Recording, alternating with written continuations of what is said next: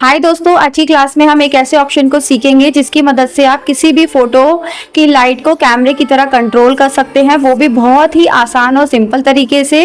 तो वीडियो पर अंत तक बने रहिएगा। अगर आप हमारे चैनल पे नए हैं तो चैनल को सब्सक्राइब कीजिएगा ताकि आप आसान और सिंपल तरीके से ग्राफिक डिजाइनिंग को सीख सके। तो चलिए स्टार्ट करते हैं हम अपनी आज की क्लास। आज की क्लास में हम लोग इमेज मेन्यू के एडजस्टमेंट ऑप्शन के एक्सपोजर को समझेंगे। ठीक है, एक्सपोजर को प्रैक्टिकली करने से पहले हम लोग समझते हैं कि ये इसकी क्या खासियत है। ठीक है, जिस कारण से इसका हम यूज़ कर सकते हैं।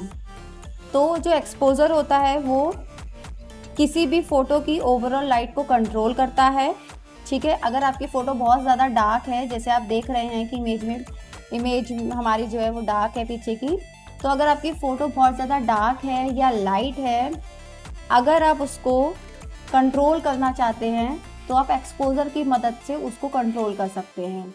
ठीक है, ये आपको एक पावर देता है कि आप इमेज की ओवरऑल लाइट को कंट्रोल करके उसको ठीक कर सकें। ठीक है, तो चलिए अब हम इसको प्रैक्टिकली करते हैं।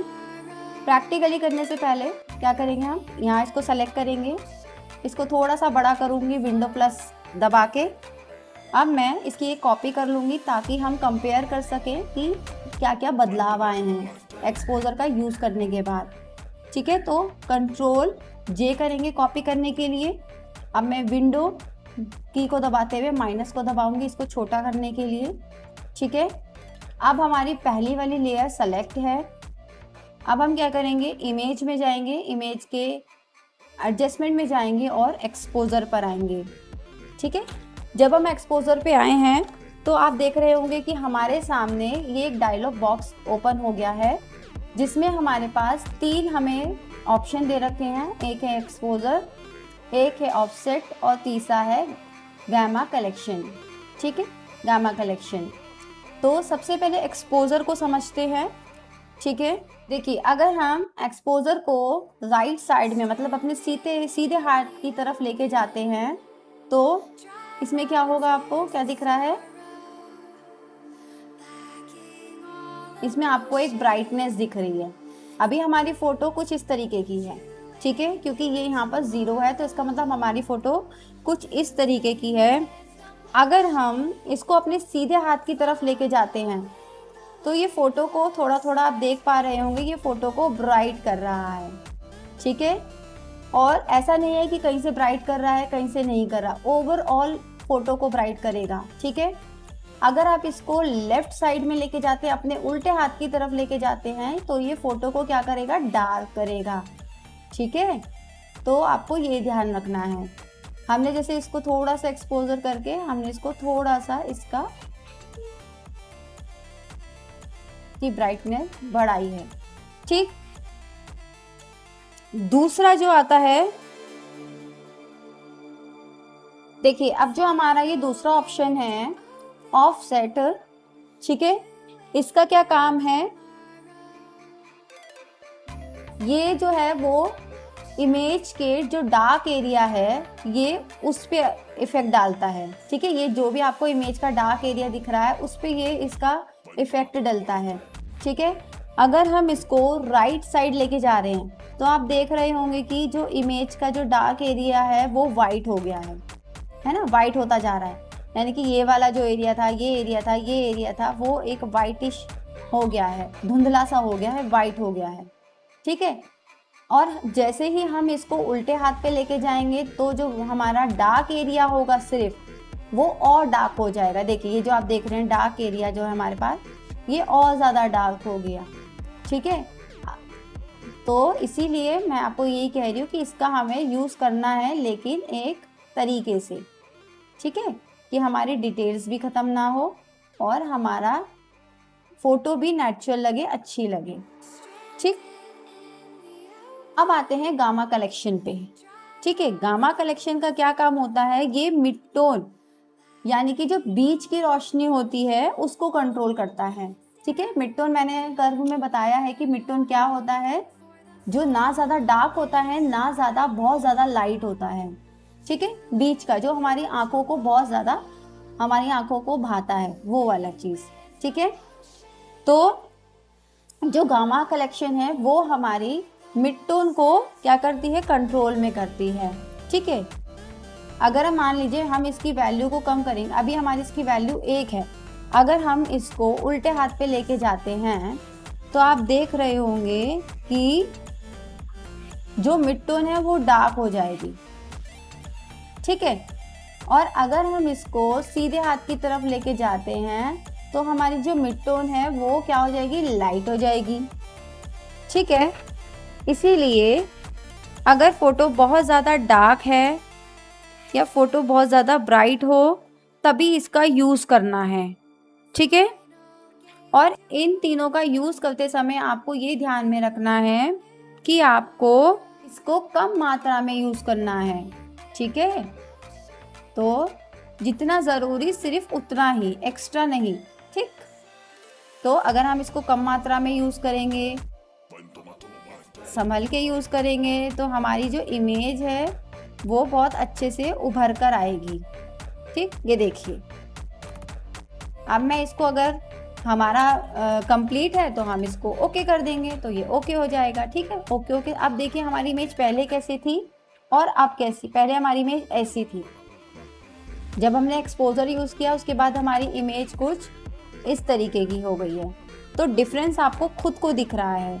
ठीक है, एक और है हमारे पास, प्रोसेस सेम ही है, ये एक और है, इसमें भी सेम ही प्रोसीजर है। ठीक है, इसमें भी हम सेम ही करके देखते हैं, इसमें क्या इफेक्ट आता है। वही एक्सपोजर है लेकिन हमें बिल्कुल हल्के हाथों से इसको करना है। ठीक है, ज़्यादा लाइट, ज़्यादा हल्का, हल्के हाथों से लेना है इसको। ठीक है, अब देखिए हमको लग रहा है ये सही है, आप अपने हिसाब से इसको ओके करिए और ये तैयार। ठीक है, ये पहले कुछ ऐसी थी, अब कुछ ब्राइट हो गई है थोड़ा सा। ठीक है, तो यही इन्हीं चीज़ों का यूज़ करके जो प्रोफेशनल फोटोग्राफर्स होते हैं वो आपकी फ़ोटो को अच्छा करते हैं। ठीक है, वो कोई अलग से कोई चीज़ नहीं करते हैं, वो यही चीज़ करके करते हैं जो हम सीख रहे हैं। अब ये तो हमारी हो गई कि डार्क इमेज पे हमें कैसे यूज़ करना है। अभी हमारे पास है, देखिए, एक बहुत लाइट इमेज है, मतलब लाइट इन द सेंस यहाँ से लाइट आ रही है, थोड़ा सा फ़ोटो धुंधली सी लग रही है, इस साइड से चीज़ें अच्छे से नहीं दिखाई दे रही है। तो हम एक बार इस पे एक्सपोजर को यूज़ करके देखते हैं। उससे पहले हम यहाँ क्या करेंगे, कंट्रोल जे करके इसकी एक कॉपी करेंगे ताकि थोड़ा सा हम इसको कंपेयर करेंगे। ठीक है, इसको सेलेक्ट करते हैं, इमेज में जाते हैं, एडजस्टमेंट में आते हैं और एक्सपोजर पे आते हैं। एक्सपोजर पे आए, फिर हम क्या करेंगे, थोड़ा सा एक्सपोजर यहाँ से देखते हैं, हमें कम करना चाहिए। देखिए, जब हम ज़्यादा बढ़ा रहे हैं एक्सपोजर तो हमारी जो इमेज है उसकी सारी डिटेल्स ख़त्म हो गई है, क्योंकि हमें इसकी लाइट कम करनी है। ठीक है, इसको थोड़ा सा ब्राइट कम रखना है, ऑफसेट को करेंगे। ठीक,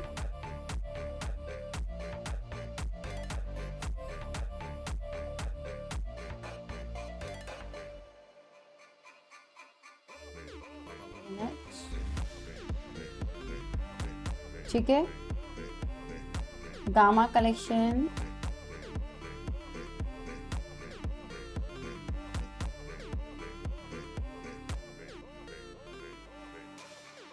अगर हम यहाँ जाएंगे तो देखिए इसका हाल। तो हमें इसकी ब्राइटनेस को थोड़ा सा कंट्रोल करना है। ठीक है, तो 1 मिनट, थोड़ा सा यहाँ से। ठीक, अब मैं इसको करती हूँ,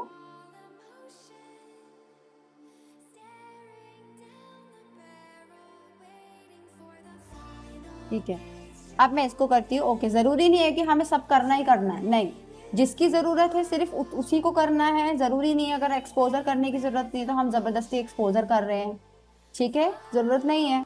अब आप इसको ओके करिए। अब देखिए, पहले जो था आपकी फ़ोटो, आपकी जो इमेज थी वो कुछ इस तरीके से थी, हमने इसको थोड़ा सा इस पर, इसकी जो रोशनी है उसको कम करके थोड़ा सा ऐसे किया है। ठीक है, इसमें ऐसा लग रहा था बहुत ज़्यादा लाइट आप पड़ रही है, अब इसमें थोड़ा सा ऐसा लग रहा है कि लाइट यहाँ तक पड़ रही है, इसके पास थोड़ा सा छाँव लग रही है यहाँ पर, है ना, धूप यहाँ तक लग रही है। पहले ऐसा लग रहा था जैसे कि धूप पूरे एरिया में धूप पड़ रही है। तो आप अपने ज़रूरत के हिसाब से आप अलग अलग इमेज पे इसके इफ़ेक्ट को डाल के देख के प्रैक्टिस कर सकते हैं, ठीक है। तो आज की क्लास